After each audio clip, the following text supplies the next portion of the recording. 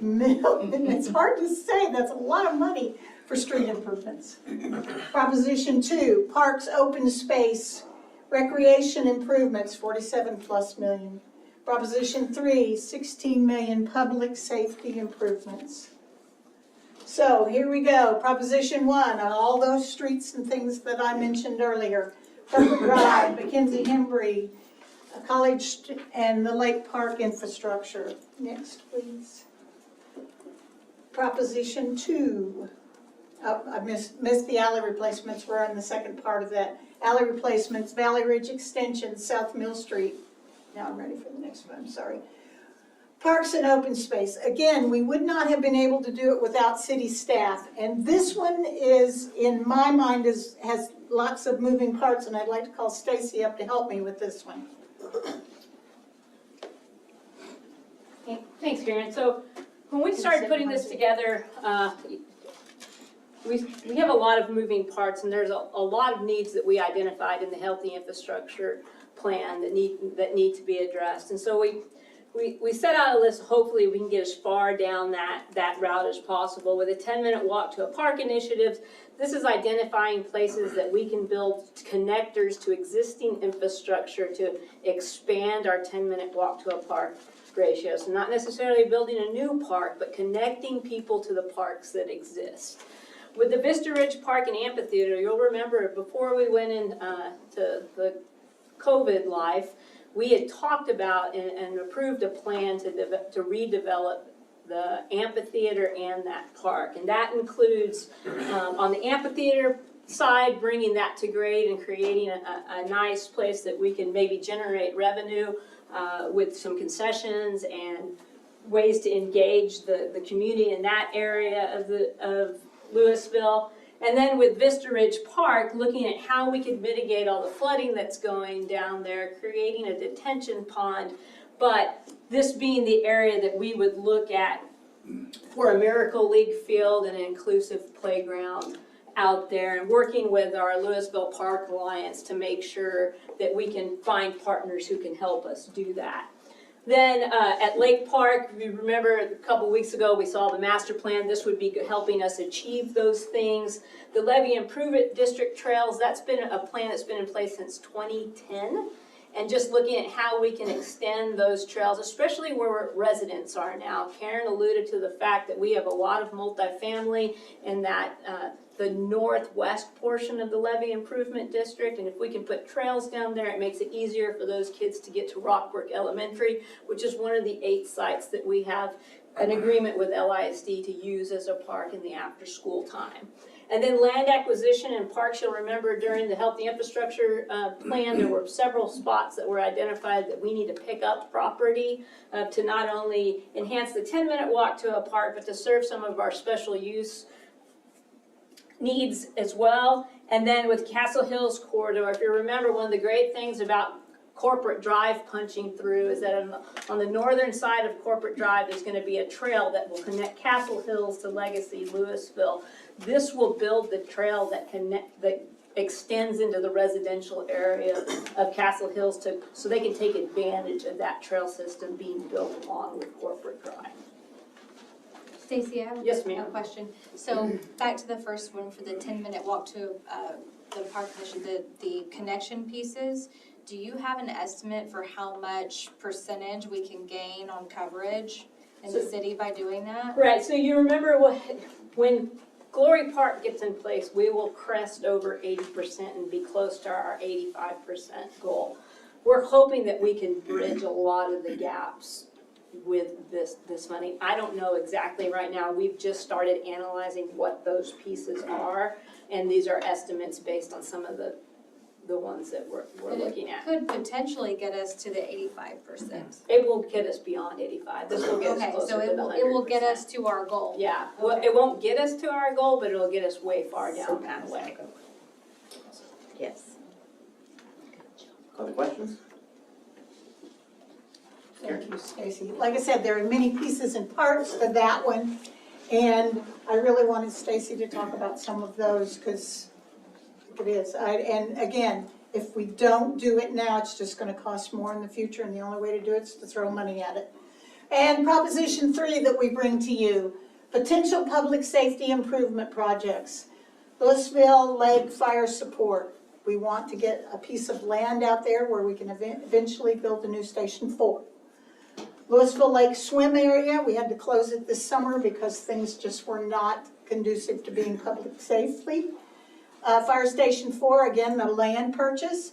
Originally built in 1988, but Chief swears on to us that it'll hold for 10 years.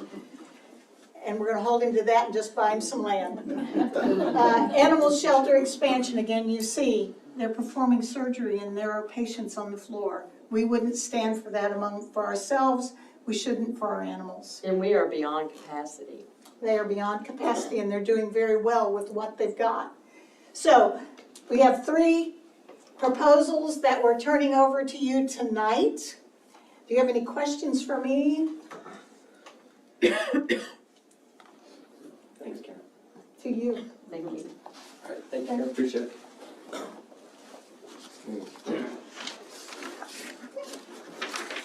So the bond programs that we've done in the past have typically been 10 years. So we would get authority from the voters about bond capacity, how much we're able to issue over the 10 years, and then time the projects and the issuance of the bonds so we can complete them over 10 years.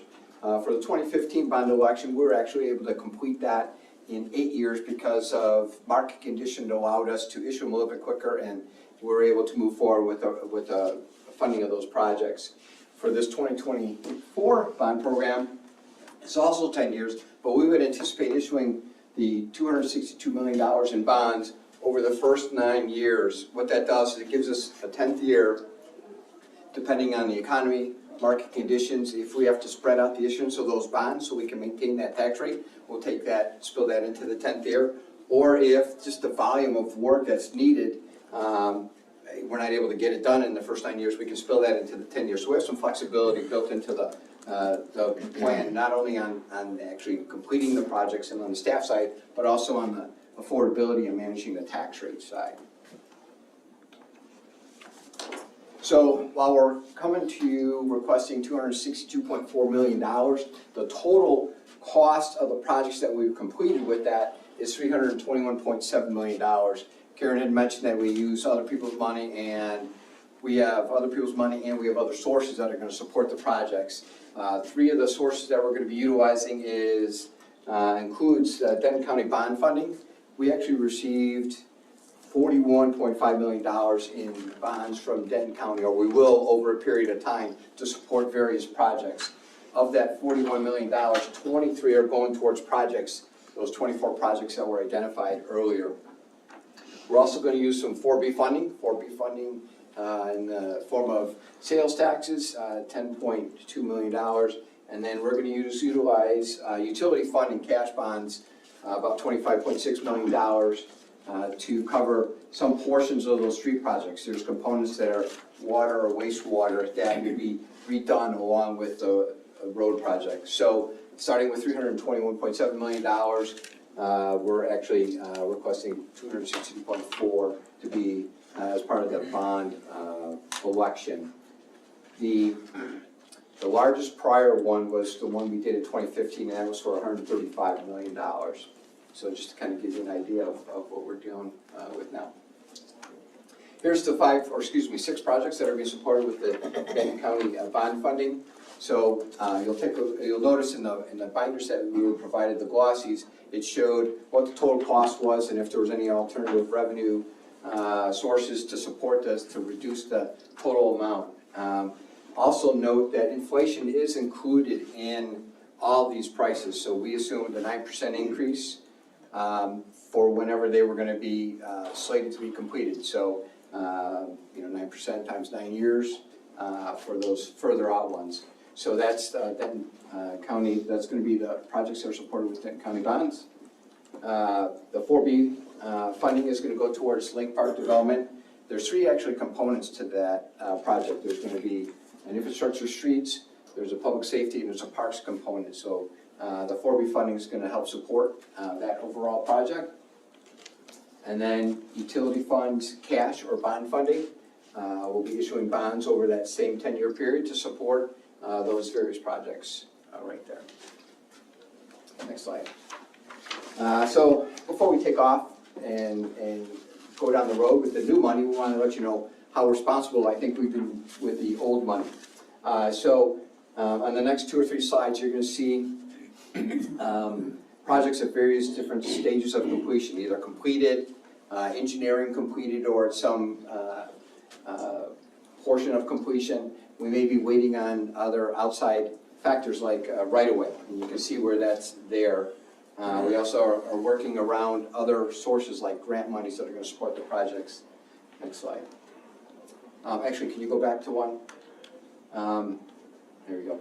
So I believe tonight we talked about bid pending award. We got North Mill on tonight and Elm and Poydras.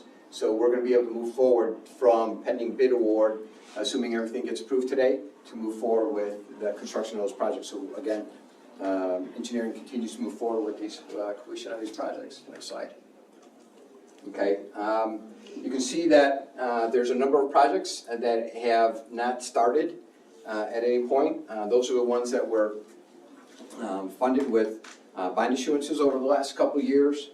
And we just want to let you know that there is a plan to move forward with those, with the phase 1 engineering part. And then there's a projected start date for those projects. So the work keeps coming for Dave. So same with parks and aquatics. We had the 4 propositions for the 2015 bond election. Parks and aquatics was split into 2. We've basically completed the Thrive and a number of trail designs, and now we've got the monies that we're going to help utilize with the Lake Park park project. And then for public safety, we did the fire station number 3 relocation, and we used some additional monies from the public facility addition to start seed money for the Tilden McFadden project. Next. So we also had the 2021 bonds that the mayor had mentioned earlier. We issued bonds with great support from the public, $95 million. We did those over 2 years, so we didn't want to incur all the costs, interest costs and related, so we were able to issue them over 2 years and utilize those monies as they're being needed. Construction is in progress, as you know that, and we expect completion is in probably the first half of 2025. Okay, so now here's the kind of what the residents are going to be concerned about. What's going to happen to my tax rate, what's going to happen to my tax bill, those kind of things. Just want to show you a couple exhibits here. This first one is showing the city's tax rate over the last 10 years, and you can see that we've been able to maintain a fairly level tax rate over that time. In fact, if you were to go back another 10 years, you probably see a very similar pattern where basically we've had that rate flat. You'll see in fiscal year 23-24, we had a decrease in our tax rate from the 44.3 cents to the 41.9 cents. You might explain, because there's citizens that are watching this and they're going, that's not our tax rate. But this is our tax rate for maintenance and operations, the M&O rate. This is the total tax rate for the city, the 44 cents, and the coding shows. I meant the purple. Yes, so the purple is M&O and the green is an INS. In either case, and you'll see that on a slide later, we've maintained that rate over time. In fact, we're lower now than we've been since 2000, and part of our financial analysis of this program is what's a worst case scenario if we didn't meet some of the economic assumptions that we use for assessed value growth, interest rates. What's the worst case scenario impact that we would have for our tax rate? So what we're saying is if we weren't able to meet those assumptions, we're saying that it would have an impact of about 1.5 cents to the total tax rate, which even with that would keep us lower than where we've been historically. So again, we have a number of things that we can do to avoid that additional 1.5 cents, the way we manage the issuance of the debt and the repayment terms and just a number of factors. So we will do all we can to avoid that 1.5 cents, but that's just a worst case scenario. And later I'll show you what the impact is to the typical property owner from that 1.5 cents.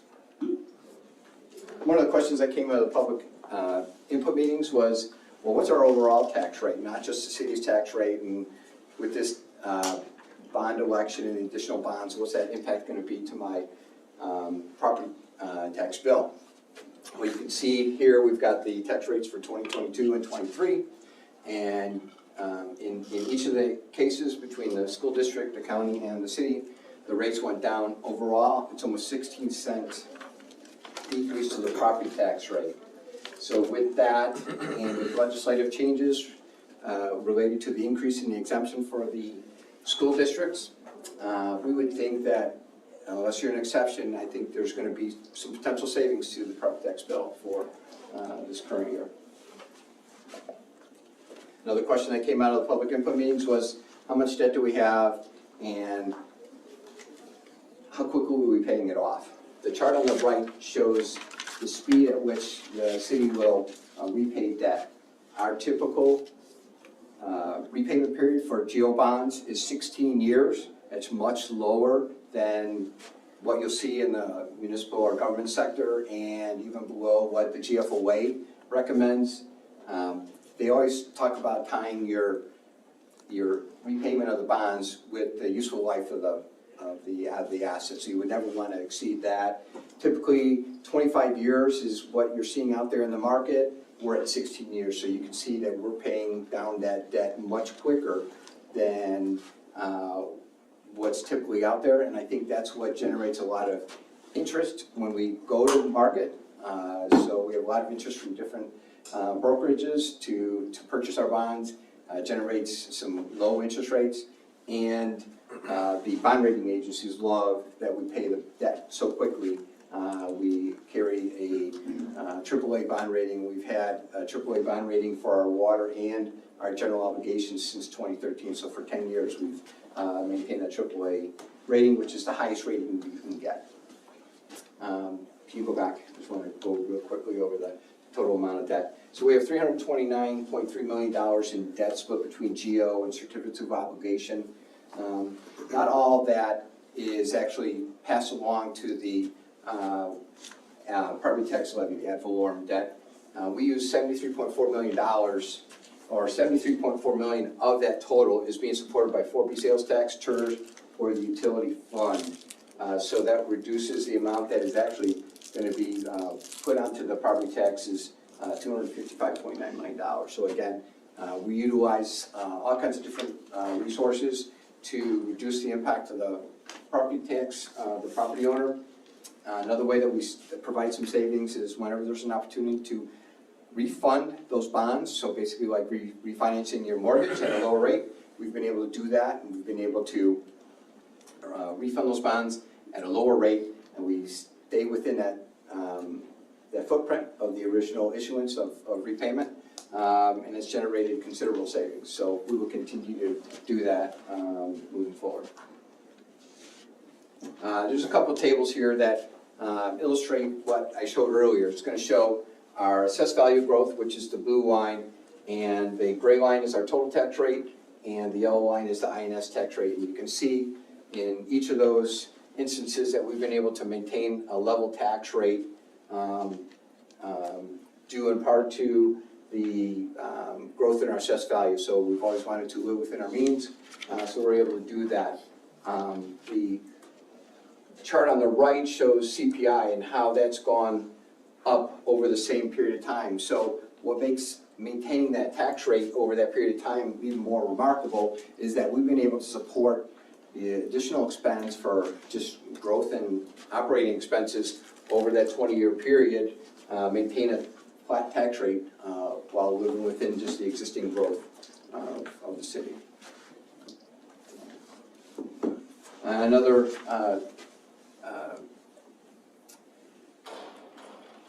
new taxable value growth, that's new value that's on the ground that wasn't previous year. That's another item that is driving that growth in the assessed value year over year. Over the last 5 years, prior to last year, we've averaged about $230 million in new growth every year. So last year we had a spike, $720 million. Based on the new value that's on the ground that's yet to hit the rolls, that's going to be over the next 2 or 3 years, we can anticipate some strong growth over the next few years.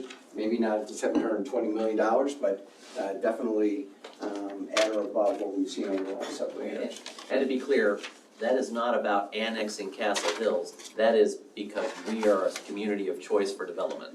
Absolutely. So through economic development efforts and planning and just the attractiveness of Lewisville, and we're able to create interest and bring in new businesses and developers that want to, call Lewisville their home. So great kudos to ED and planning. Okay, again, this is the worst case scenario. I'm going to provide what the impact is to a property tax bill. The median home value for the city, $351,000, based on our total bond package, $262.4 million. At our current tax rate of 41.9 cents, worst case scenario, if we were to add the 1.5 cents to support those bonds over the 10-year period, it would increase our tax rate to 43.4 cents. The annual impact to a homeowner at that median home value, $52.74. On a monthly basis, $439. So that is the impact to the median home value. Now, that is based on worst case scenario, and we have a great chance, just like before, that we're not gonna get there, Correct. that there won't be an impact. So, I mean, $4.39 a month is less than a drive-through drink at Starbucks. And to your point earlier, when we brought forth the bond election for 2015, the worst case scenario is 1.8 cents, and we didn't have to tap into that. I mean, this is actually less than a Happy Meal nowadays. Mr. In your going back in the history, were there any bond packages that actually increased the tax rate that we can come up with? We went back to the last 3 or 4, and we did not see. There's not been one in my history on council. No. And this is going back to 2000. 80s. And then, Yeah, I don't go back to the 80s. Okay. No, mine starts in the 90s. 216. Oh. So I guess to our point, just to reinforce that, we have to give the 4 corners of the document because we need to be absolutely transparent in what the potential impacts of this could be. But the reality of how we run this city fiscally is that has not ever happened. So it's not a promise, we cannot promise that, but we will manage to that. so what's next? Looking for direction from City Council on the recommendation that the Blue Ribbon Committee. And in a minute, I'll just turn it over to the committee, see if they have any more comments or input that they'd like to share with the council, or if they'd like to have some questions of the Blue Ribbon Committee. We can consider the information you have before you, and we just need to call for an election before February 16th. We would anticipate either the second meeting in January or the first meeting in February. Between getting direction from you and in those dates, we'll work with our financial advisor and bond counsel to draft the proposition language and pull everything together for council for consideration, working with legal here. And then voting May 4th. Anybody from the board? We're all here for one. We have any questions for the board? I just have a comment or two. Thank you all so much. You did such an outstanding job. Outstanding job. You should be applauded. I think what really stands out for me on this Blue Ribbon Committee is that we're kind of a no-frills city. We focus on the blocking and tackling and providing good quality of life and things that people need. So I appreciate that you guys go in there understanding where our residents are, where they want to be, and you bring that, you can absolutely see it in the pattern of the bond election. I don't see anything here that stands out and makes me want to go, well, what in the heck is that? Who was thinking that? These are all just great quality of life, blocking and tackling. They're just doing the right things for the residents of the community. So I can't thank you enough for making sure to keep that vision in place. And I just wanna say, there's nothing gold plated in here. Yeah. Yeah. Nothing at all, okay? No grandiose items. These are much need infrastructure items, so we can continue giving our citizens quality of Conservative life. numbers without sandbagging as well, so it's, Yeah. nice inflation Yes. factored in, so we don't get surprised. We don't sandbagging going on, I can tell. Other comments, council? Sure, I just want to thank Dave for his presentation. As a fellow accountant, I always appreciate the worst-case scenario and the numbers first. And, we normally see a lot of glitz and gleam and fancy words and ta-da, but the numbers speak for themselves. And we know we need these things. I mean, if you've driven around any city, you see that the road infrastructure is very important now with the hot weather, like new streets are tearing apart. So this is one of those things we definitely need. And all these things have been on our list for a while. I mean, there's nothing new that pops out for me. Like the park, I forgot about it. Somebody actually asked me about that over the summer. I was like, oh, yes. So I knew we were working on it, but thank you all the committee members. We appreciate the work that you've done to help us get where we are, and we're sure you'll help us in the future as well. But thank you. Thank you so much. I'll just say really quickly, I've been on the Blue Ribbon Committee before. I know several of you have probably done this more than once. I have an immense appreciation for what it took to go from 68 to 24. And I know there was probably a lot of arm wrestling, and because all of the projects that are brought to the committee are, they're all projects that need to be done, because I'm sure there was a whole bunch of other projects that never made it to the committee at all. So I just appreciate the hard work and the arm wrestling that y'all did to come up with this list. I think this is a really great list. If there are no other comments, we are going to go ahead and close out the work session. We're going to start up our regular session here in about 4 minutes.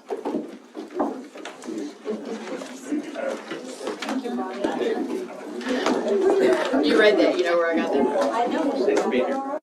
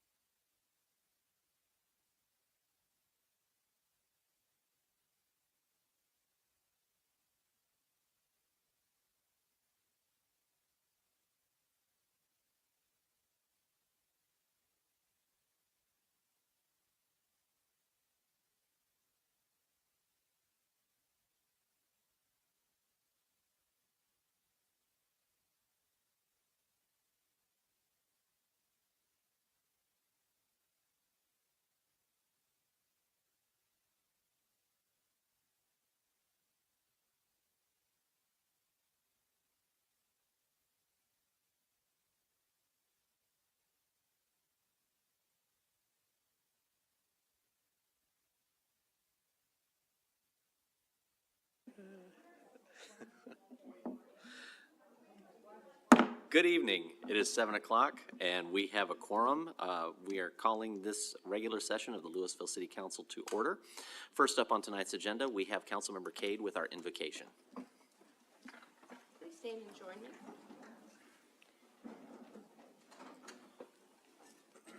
Dear Heavenly Father, please protect the citizens and staff of our great city. Grant us mercy tonight as we deliberate what is before us, and give us the gift of wise and deliberate discernment. In your name, amen. Please join me in the pledges to our flags. I pledge allegiance to the flag of the United States of America and to the republic for which it stands, one nation under God, indivisible, with liberty and justice for all. Honor the Texas flag. I pledge allegiance to thee, Texas, one state under God, one and indivisible.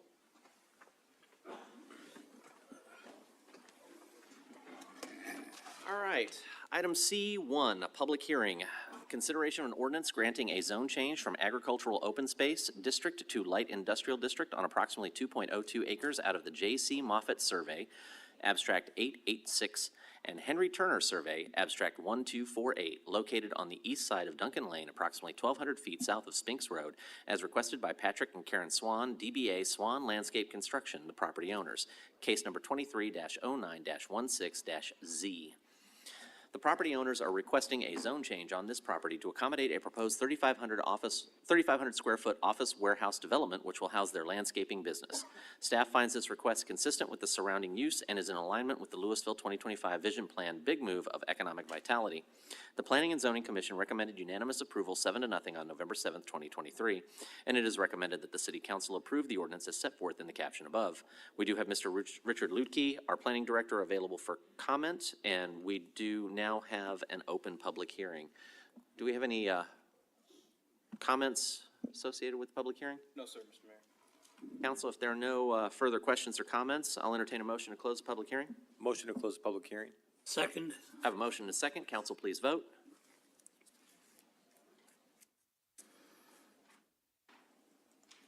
Motion to close the public hearing passes unanimously.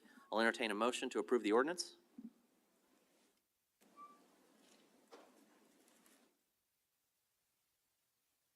Motion to approve. I have a motion and a second. City Attorney? This is an ordinance of the Lewisville City Council amending the zoning ordinance by rezoning approximately 2.02 acres of land out of the J.C. Moffitt Survey, Abstract 886, and the Henry Turner Survey, Abstract 1248, located on the east side of Duncan Lane, approximately 1,200 feet south of Spinks Road, from agricultural open space AO district zoning to light industrial LI district zoning, correcting the official zoning map, preserving all other portions of the zoning ordinance, determining that the zoning amendment herein made promotes the health, safety, and general welfare of the city, providing for repeal or severability, penalty, and an effective date, and declaring an emergency. Council, please vote. Motion passes unanimously. Item 2, public hearing, consideration of an ordinance granting a special use permit for a gasoline service station with an associated alternative standard for architectural requirements on approximately 1 acre, legally described as Lot 1A-1R, Block 1, Vista Ridge Edition, located at 851 State Highway 121 Bypass, zoned Light Industrial District, as requested by Barghausen Consulting Engineers Incorporated on behalf of the owner, Costco Warehouse Corporation. Case number 23-05-7-SUP. Costco proposes to double the amount of fueling stations at the existing gas station, which requires a special use permit and compliance with the IH-35E overlay standards. The applicant is requesting an alternative standard to reduce the brick or stone requirement from 80% brick or stone to 100% split-face concrete masonry units on the columns, a 100% reduction. The Planning and Zoning Commission recommended unanimous approval 7-0 of the SUP, and the Overlay Board recommended unanimous approval 7-0 of the alternative standards on November 7th, 2023. It's recommended that the City Council approve the ordinances and associated alternative standards as requested in the caption above. Mr. Lutke is available for questions, and the public hearing is now open. I do have a comment card from Mr. Charles Mosley, I believe it is. My apologies if I got that wrong. He does not wish to speak, but he is here representing Costco and available for any questions. If there are no further comments or questions, I'll entertain a motion to close the public hearing. Mayor, I move to close the public hearing. Second. I have a motion and a second. Council, please vote. Motion passes unanimously. The public hearing is now closed. I'll entertain a motion to approve the ordinance. Move to approve the ordinance per the caption Second. And the alternative standards? and the alternative standards, yes. Thank you, sir. I have a motion and I have a second. City Attorney? This is an ordinance of the Lewisville City Council amending the zoning ordinance by granting a special use permit for a gasoline service station on approximately 1 acre legally described as Vista Ridge Edition, Lot 1A-1R, Block I, located at 851 State Highway 121 bypass and Zone Light Industrial LI District, providing for repeal or severability, penalty, and an effective date, and declaring an emergency. Council, if you'd please vote. Motion passes unanimously. Item 3, public hearing. Consideration of an ordinance granting a special use permit for boat sales and service on approximately 4.14 acres legally described as Lot 2, Block A, Thompson Addition, located at 980 State Highway 121 Business, zoned Light Industrial District, as requested by Lee Williams, Action Water Sports, on behalf of GT3 Ventures, the property owner. Case number 23-10-14-SUP. The requested special use permit for Action Water Sports will supplement a previous SUP granted for L&L AutoLink with the same conditions, including the keeping of all vehicles or boats in the building and having no pole sign. L&L AutoLink, which was originally approved to occupy an entire building on the site, will now only occupy the western half of the building, while Action Water Sports will occupy the eastern half of the building. The Planning and Zoning Commission recommended unanimous approval 7-0 on November 7th, 2023.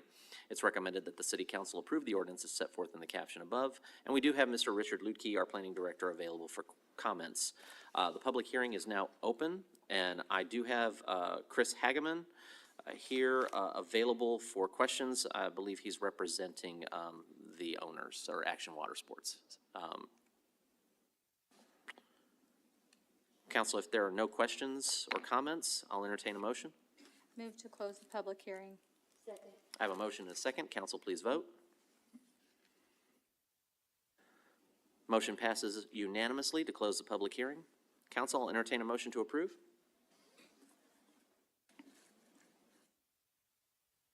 Motion to approve the ordinance set forth in the caption.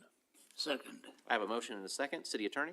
This is an ordinance of the Lewisville City Council amending the zoning ordinance by granting a special use permit for boat sales and service on approximately 4.14 acres legally described as Lot 2, Block A of the Thompson Addition, located at 980 East State Highway 121 Business and Zone Light Industrial LI District, providing for repeal or severability, penalty, and an effective date, and declaring an emergency.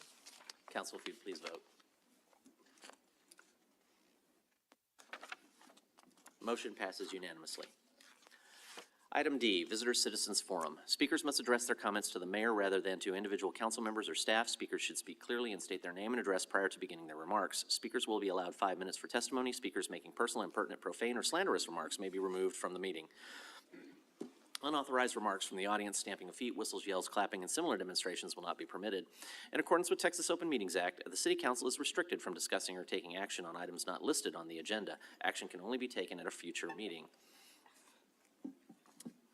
I do have an item here from Priscilla Cornegay. My apologies if I got that. But if you would, you are welcome to approach and state your name and address for the record.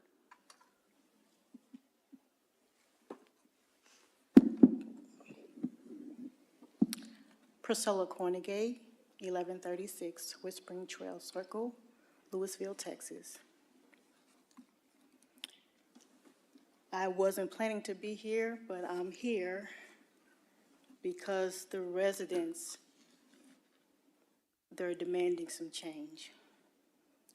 They have clearly stated no to Airbnb. They are in an uproar about it. Speeding is becoming increasingly dangerous in Lewisville. We saw a car just the other day almost lose control and run straight into the Thrive building. He just barely missed it. I want to thank the voters for knocking down Props D, E, F, G. We saved the taxpayers $200 million. I've only been here 3 times, and I'm already tired of watching the seniors come down here and beg for crumbs from City Hall. I know they're grateful for the things you have done. They have no choice but to be. Where else are they going to get assistance? I've never had a desire to run for city council, ever. But the residents are encouraging me to look into it. They don't feel heard. They don't feel respected. And when I was here last, I was told by the mayor, in his own words, I don't pay attention to the people on social media. I'm on social media, and I'm standing here today. And the voters are ready to make change, and they don't care how we get the change. They're ready to vote however they need to. The infrastructure money, we've had it for over a year. Our roads and bridges still look a mess. Our landscape still looks a mess. I've been talking to some of the people in public service. They have yet to address the small concerns, such as trimming the tree off the roads. A school bus come through there the other day. That was eye-opening. He barely made it under that tree. That's the tree we've been talking about for 2 months, and it's located, again, it is located on Bel Air. You can't miss it. If the school buses are struggling to get under that tree, we have a problem. Now, I'm starting a 6-part campaign just to bring awareness so that if I'm forced to get up on this stage with one of you guys, I'm not going to go along to get along, because people are demanding change, and they're not just Facebook people. They're not somebody out in the wind just saying, hey, I'm mad, I'm upset. They're my neighbors. They're concerned. They love the city. And now while I entered City Hall, the lights are beautiful. They're beautiful. We like the lights to be on in all of Lewisville, not parts of Lewisville. Crime, I know the police department has a tough job. I have 2 friends who are law enforcement, one in Dallas and one in California. I hear the stories. But that's not an excuse not to take care of the city and make it safer. I took pictures, and I'm taking pictures. The city of Lewisville is also just full of trash. When I spend my money, I don't want to walk into a building where I got to walk around trash because there's no code enforcement. Nobody's doing anything about anything. Everybody's going along to get along. We're not going to keep coming down to the podium, expressing our views, and being ignored. We're going to vote. And it doesn't matter who we vote out, we're going to vote, because if we're not going to be heard and our issues are not going to be addressed, we're getting ready to vote. I'm getting ready to sit up there with you. It's not going to be a beautiful thing, because I'm not going to go along to get along. I'm going to be on the people's side. And that's my final answer. Thank you. City Secretary, any other public comment? No, sir, Mr. Mayor. Thank you, sir. Item E, consent agenda. All the following items on the consent agenda are considered to be self-explanatory by the council and will be enacted with one motion. There will be no separate discussion of these items unless a council member or citizen so requests. For a citizen to request removal of an item, a speaker card or e-comment must be filled out and submitted to the city secretary. City Secretary, do we have any requests? No, sir. All right. Council, I'll entertain a motion to approve the consent agenda. Move to approve the consent agenda. Second. I have a motion and a second. Council, if you please vote. Motion passes unanimously.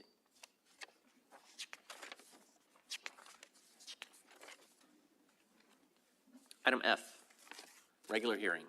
Consideration of an alternative standard associated with parking standards for a single-family home located at 315 West Walters Street, legally described as Lot 1, Block A, Jackson Addition, zoned Old Town Mixed Use 1 District, as requested by B. Russo Designs on behalf of Stephen and Cindy Fields, the property owners, case 23-10-15-ALT-STD. The current property owner proposes to convert an existing garage into living space as a reasonable accommodation for a family member with a disability. An alternative standard is requested to allow 2 driveway spaces in lieu of 1 garage space and 1 driveway space for a single-family dwelling for as long as the resident with the disability resides there. The Planning and Zoning Commission recommended unanimous approval, 6-0 on October 16th, 2023. It is recommended that the City Council approve the alternative standard as set forth in the caption above, with the condition that the alternative standard is limited to the occupant, that should the property be sold or the family member with the disability moves out, a garage space shall be provided on the property, and that a document be filed with the Denton County Deed Records to put any future buyers on notice that a garage space shall be provided on the property. Mr. Richard Lutke, our Planning Director, is available for questions. Council? If there are no questions, I'll entertain a motion. Mayor, I make a motion to approve the alternative standard as set forth in the caption above, with the condition that the alternative standard is limited to the occupant, in that should the property be sold or the family member with the disability move out, a garage space shall be provided on that property, and that a document be filed with the Denton County Deed Records to put any future buyers on notice that a garage space shall be provided on the property. Second. I have a motion and a second. Council, please vote. Motion passes unanimously. Item 13, consideration of 3 alternative standards associated with building and envelope standards, landscape standards, and architectural standards for a commercial development on .181 acres out of the E8A survey, abstract number 11, located at 1181 South Stemmons Freeway, Zone General Business District, as requested by Andrew Yu of Triangle Engineering, LLC, on behalf of Michael Shea of MDS Capital, LLC, the applicant. Case 23-08-10-ALT-STD. MDS Capital proposes to develop a new commercial property at 1181 South Stemmons, which previously housed a Waffle House restaurant prior to the IH-35E right-of-way acquisition. The following alternative standards are requested. A, to allow the building facade to be placed perpendicular to the public street. B, to allow a parking lot along the IH-35E frontage road with a 10-foot landscape buffer in lieu of the required 20-foot buffer. And C, to allow the building facade to be 48% brick or stone on the north side, 75% on the west side, and 70% on the south side in lieu of the required 80%. The Overlay District Board recommended unanimous approval 7-0 on November 7th, 2023, and it's recommended that the City Council approve these alternative standards as set forth in the caption above. Mr. Lutke is available for questions, and I'll entertain a motion. Mr. Mayor, I move to approve the 3 alternative standards as set forth in the caption. Second. I have a motion and a second. Council, please vote.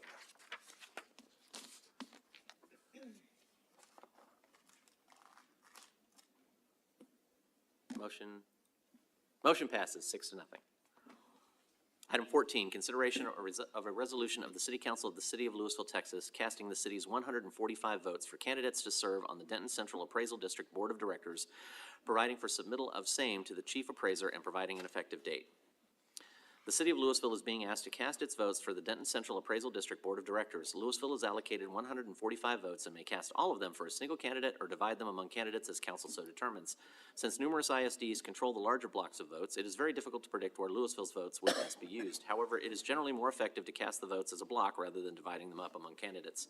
Dividing the votes can dilute the impact. Votes are due by December 15th, 2023, and it's recommended the City Council consider the resolution as set forth. And I believe Councilmember Cade has a motion for this. Yes, I move that we have 72 votes go to Alex Buck and 73 cast towards Ann Pomacall. Second. I have a motion and a second. Council, please vote. Motion passes 6-0. All right. Item G, reports. Reports about items of community interest regarding which no action will be taken. We do have a quarterly investment report that is part of the public packet. You can see how we're doing from July 1st, 2023 to September 30th, 2023.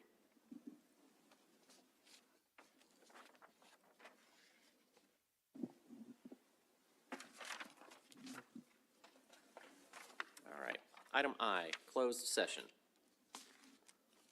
In accordance with Texas Government Code Subchapter D, Section 551.072, Real Estate Property Acquisition, Section 551.087, Economic Development, Deliberation regarding Economic Development Negotiations, Section 551.071, Consultation with Attorney, Legal Issues related to short-term rental properties, Section 551.071, Consultation with Attorney pending litigation, Exclusion from Settlement Agreement in City of Camden et al. v. 3M Company, Case Number 223 CV03147 RMG, in re aqueous film forming foams, products liability litigation, MDL number 218 MN 2873 RMG, and City of Camden et al. v. EI DuPont, D. Nemours and Company, et al. 223 CV 03230 RMG, in regards to aqueous film forming foams, products liability litigation, MDL number 2-18 MN 2873 RMG, and Section 551.071, Consultation with Attorney, Legal Issues regarding the McKinsey and Company Nationwide Opioid Class Action Settlement Agreement. We are going to move into closed session.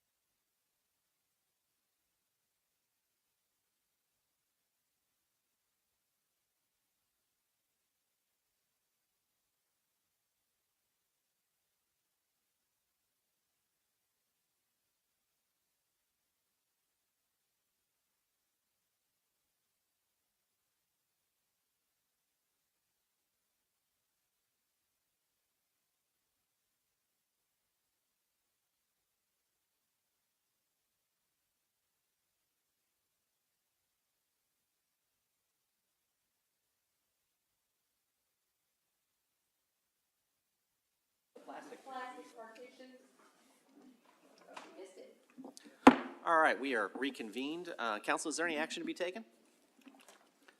No, Mayor? Yes? Yes.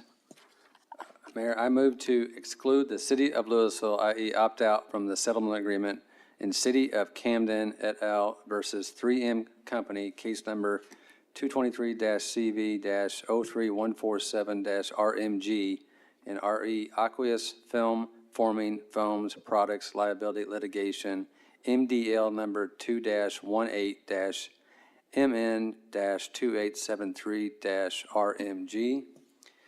2, ratify the City of Lewisville Public Services Director's Notice dated November 28, 2023, that the City of Lewisville be excluded, i.e. opt out from the settlement agreement in City of Camden et al. Versus EI DuPont Demores and Company, NKA EIDP Inc. et al. 223 CV 03230-RMG in reference Aqueous Film Forming Foams Products Liability Litigation, MDL number 2-18-MN-2873-RMG.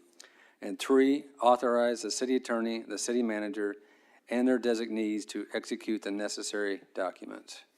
Second. I have a motion and a second. Council, if you approve, signify by saying aye. Aye. Opposed? Motion passes unanimously. All right, with that, we do have some items, reports of community interest, and I'm going to start with Councilmember Cade tonight. Thank you, Mayor. I just want to give a big shout out and kudos to our Tech West campus, our team. We have a team that consists of Bryn Phillips, a junior at Lewisville High School, Carly Cluck, a junior at Marcus High School, Jacob Collins, a senior at the Colony High School. Their winning dish, and this is our culinary students at the Tech West campus, won, and they will be going to a national competition for LISD in Houston, and that is huge. Do we know what the dish is? Yes, we do. Their winning dish was a sweet and spicy lettuce wrap with tofu, chipotle buttered Brussels sprouts, and spicy glazed potato. The judges highly praised the dish. So yes, we do know what the dish was. But that's huge. Now, this team won the Nationals last year, so they're defending their title. That's pretty awesome. It's pretty awesome. That's all I have. That's all you have? All right. Councilwoman Cade, how do we get them to To come up here do and cook? Yeah, absolutely. That would be awesome. That'd be fantastic. I have I'd no love that. idea. Beg, borrow, They do run pray. some community lunches. Yeah. So Yes. I'll see about getting you on that list. Awesome.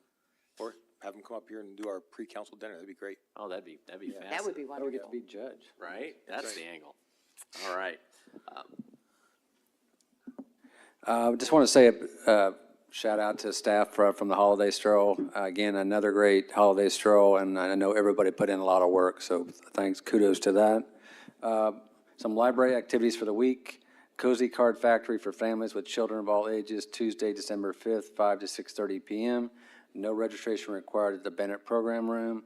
TAG Teen Advisory Group for teens age 13 to 18, Thursday, December 7th, 6:30 to 7:30. No registration required at Teen Point, second floor. Story Stroll Story Time at East Hill Park for families with children of all ages, Friday, December 8th, 9 to 9:30 a.m. No registration required at East Hill Park. And that's all I've got. Thank you, Councilmember Meredith. Councilmember Troyer? Yes, I have several items for the Lewisville Grand Theater. First of all, performances. We have Will Hearn's Grand Ole Christmas Show, presented by the Lewisville General Grand Theater on December 8th. And then Broadway Out of Bounds, presented by the YATP Professional Training Program Conservatory on December 11th. A ballet recital presented by the Joffrey Ballet on December 15th. And as always, the acoustic jams every Friday night, presented by the Visual Art League of Lewisville. And there are two exhibitions going on right now. The Gift of Art, presented by the City of Lewisville, now through December 22nd, and Older Than Dirt and the Gap Between, presented by the city of Lewisville, now through December 22nd. And I echo the sentiments that Councilmember Meredith made about the holiday stroll. I had a blast, so, and everybody that I saw was very pleased. Well run. Thank you, sir. Councilmember Kelly. So a couple of things. So I'm going to third that holiday stroll. That was fantastic. That was a lot of fun. Awesome Santa Claus was out there. So it was really good Santa Claus. Jack, great Santa Claus. The real Santa Claus, of course, that came down. And I also know that we have, Santa Claus will be on fire trucks, I think starting Thursday or Friday, at least Friday, I know, on the 8th, yeah, Friday. So look out for that. And also, I'm probably gonna be told all the reasons why I shouldn't say this, but I'm gonna say it anyway and take my licks. If you haven't been to Sullivan for Heidi's rolls and pies over there, absolutely fantastic. Sullivan's already a great barbecue, but we went there a couple days ago and Heidi did a phenomenal job with cinnamon rolls, pies, and I don't know what she puts in the rolls she's making over there. Oh, they're huge and they're good and they're just fantastic. So stop by and try some of that. Thank you, sir. Councilmember Green. I was gonna say something about the holiday stroll as well, just about how amazed I am every time I go to the holiday stroll. After the parade is over, I have never seen them disassemble the barricades. They have got it down. And I know there's a huge effort on the part of staff to make all that happen. And I just want to say thank you. You're very appreciated. Thank you for doing those things that make Lewisville special. And then I also just wanted to mention that we've got an animal shelter full of pets that would love to come home for Christmas. So swing by and go get you a new family member. Councilmember Jones. Yes, sir. I guess it's my quarterly reminder of everyone to use the City Lewisville app. It's available on Google or Apple Play. If you see something that's wrong, you can report it. You can track it pretty accurately, and they get back to you pretty quickly. So if you see things like trash or something like that, report it, and we can get it cleaned up. My second thing is, since we're in the Christmas season and a lot of people aren't from Louisiana and don't keep Mardi Gras trees, if you want to dispose of your tree after the holidays, you have until the 12th where you can take it to the park, on Lewisville Park, and you can dispose of it there. That's at Lake Park, right? Yes, Lake Park, yes, sir. And also make sure to remove everything. Don't leave the ornaments and hooks. Yes. Yeah, don't leave the tinsel and ornaments on it. If you got a Charlie Brown tree, who am I to judge? Thank you, sir. Again, kudos, amazing weekend. I would just remind everybody that we're getting into crunch time, and there are a lot of amazing small businesses here in North Texas, but more specifically here in Lewisville, that could absolutely use your time and your treasure to give a great gift to your family member, whether that's the gift of a gift card to eat at a restaurant, or it's something more tangible from one of our great businesses here. Please go out and share some Christmas cheer so that we continue to have thriving small businesses in our area. With that, there's no further action to be taken this evening, so we are adjourned, and it is 8:49.